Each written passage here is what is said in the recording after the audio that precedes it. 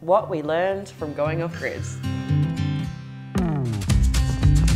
Number 1, land selection. If you're interested in a block of land, check what zone it's in and whether you'll be able to get a building permit. If you're really keen on a block of land and the mobile reception isn't good, do some research and make sure you can get a booster antenna. Number 2, overlooked aspects of building. We focus on a lot of the big things, but neglected some of the little things. Where we have our power points and the placement of our water pump, which is quite noisy, we would have done differently.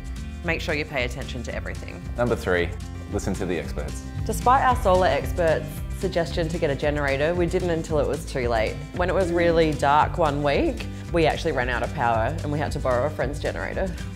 Number 4, it's all connected.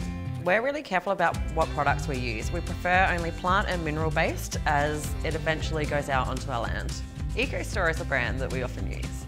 Number 5, living sustainably is not one and done. It's incremental changes daily. When we were living in the city, they did soft plastic recycling where we were. Now we have to stockpile it and do it all in one go. It's just about slowly improving your habits as you go. Number 6, your well-being improves when you're away from the city.